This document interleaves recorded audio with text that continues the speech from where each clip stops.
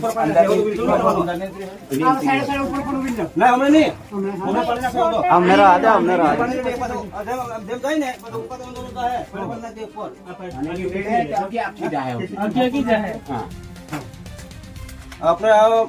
ગામ મોટેમ છે, તાલુકો બોડેલી છે, જિલ્લો છોટાઉદેપુર ને બનાવટ ઘટના કોઈની છે. આ ટીસી ઉપરથી આગથી પડી છે. પછી આ બધું કપાસ અંદર હતું, આ કપાસ રહ્યું ને અંદર હતું. આ બધું આગથી પડી ને એટલે હળગી ગયો.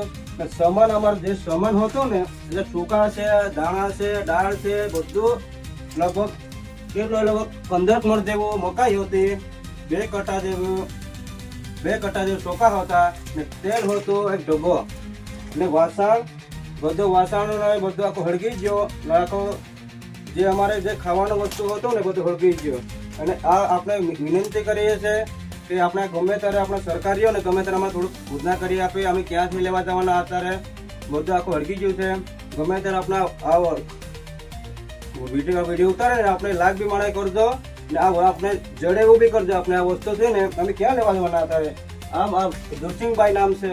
આ બધું આ એને ઘરવાળા નામ નવી બેન છે. એટલે બધું ચિત્રા બિત્રા બધા હળગી ગયા ને આ સાંધી રે ને 500 ગ્રામ સાંધી હળગી ગઈ ને સોનો રહ્યા. સોનો લગભગ 25,000 નો સોનો હળગી ગયો.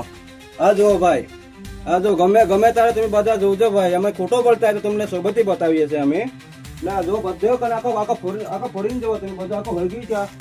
આ ગમે ત્યારે સરકારનો કહે છે કે આપણે આ વસ્તુ ના આવે તો અમને બી કહેવું પડશે કે કેમ નહીં આવશે. તો અમારે કાંઈ જડવું જોઈએ. જડે નહીં તો પછી અમે શું કરશું, કેવી રીતે જીવશું? કોકને ચોરી તો ના કરવા જોઈએ ભાઈ. એટલે ગમે ત્યારે આપણે ખબર મોટા માણસ હોય કે ગમે એવું હોય એ અમને કહેવાનું થાય કે આ થોડુંક અમને વરત આપે એવું અમે મનાવતી કરીએ છીએ ભાઈ. અને આ રહ્યું ને આ લગભગ 200 મણ કપા હતો. 200 મણમાંથી કપા બધું હળગી ગયો.